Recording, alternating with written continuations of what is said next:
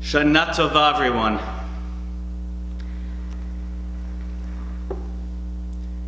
There is a midrash, a rabbinic story woven out of verses from the Bible, that when God was about to create the first humans, the angels divided into factions. There were two angels named Chesed and Tzedek. Chesed means kindness, and Tzedek means righteousness. And the two of them said, "Let humans be created, because they will do acts of kindness and deeds of justice." But there were two other angels, named Emet and Shalom. Emet means truth, and Shalom means peace.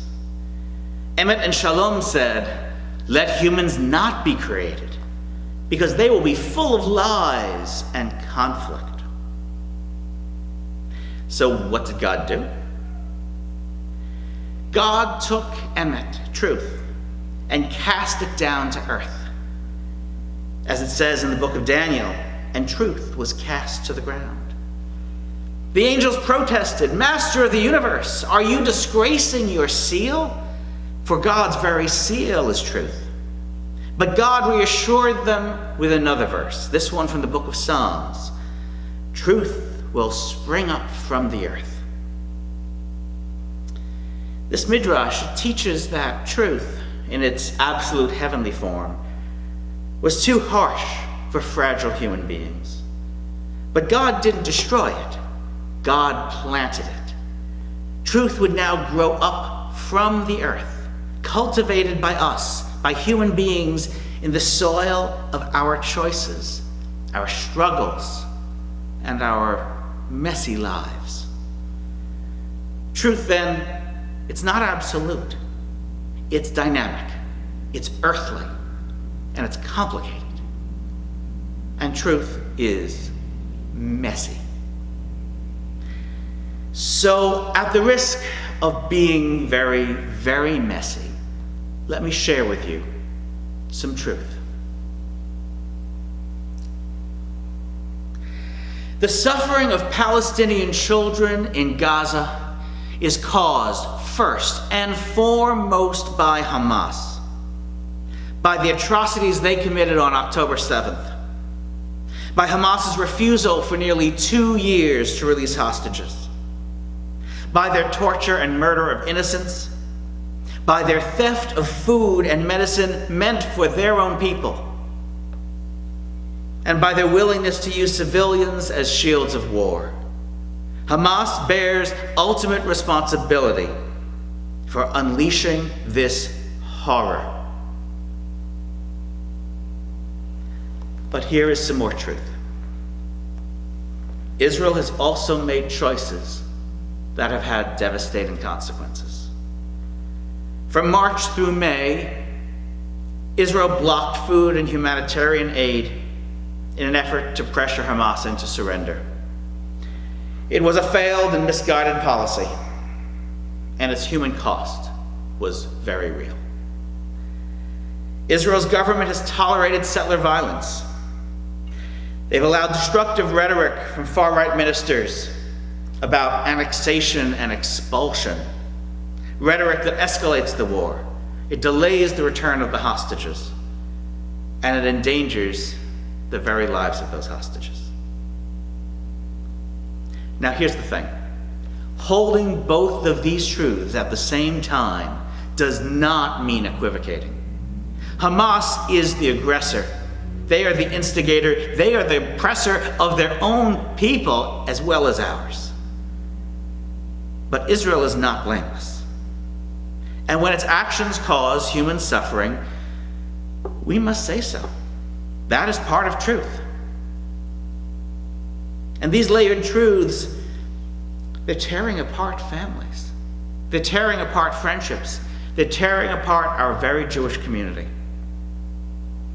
UJA Federation, since October 7th, 2023, raised and gave over $300 million to Israel.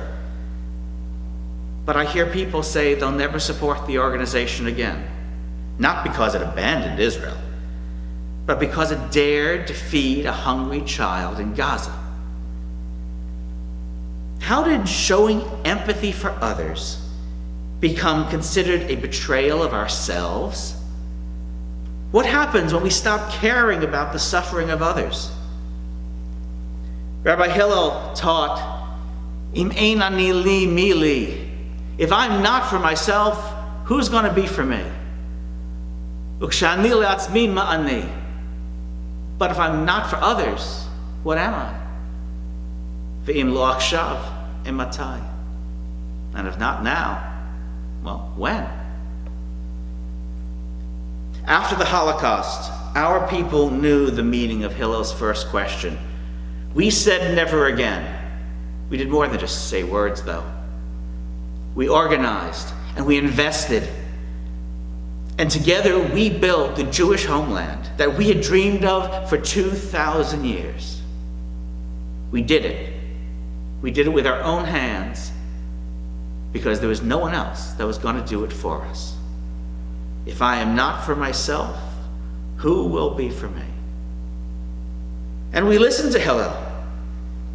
We built international aid organizations like American Jewish World Service that provide life-saving services to millions of people around the world. When I'm only for myself, what am I? But we can't stop now, especially when the suffering is right next door. When I'm only for myself, what am I? That is the question that haunts us now. If we allow our empathy to shrink, if we close our hearts to the suffering of the other, then what kind of people are we? And if not now, if there was ever a time, if not now, when?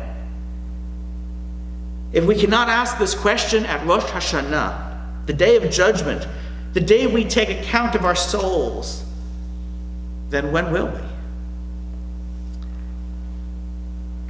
I confess, there have been times that my own rage over October 7th has boiled over, when I felt my heart being hardened, when my empathy has collapsed.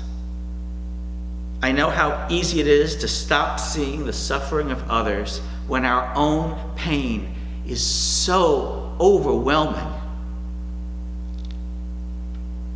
But then I think of Rachel Goldberg Poland, whose son Hirsch was held captive in Gaza for nearly a year before Hamas murdered him. More than anyone, she would be justified in giving herself over to fury. And yet, out of her pain, she still found the strength to say, I can feel bad for the innocents in Gaza because my moral compass still works. You do not need to choose. Those are incredible words. You do not need to choose. You do not need to choose between loyalty to Israel and empathy for others. You do not need to choose between your love for the people of Israel and your compassion for the people of Gaza. You do not need to choose between defending ourselves and recognizing the suffering of another. The angels Emet and Shalom, truth and peace, warned God that humanity should not exist because we would lie and fight. And they were not wrong. But God created us anyway.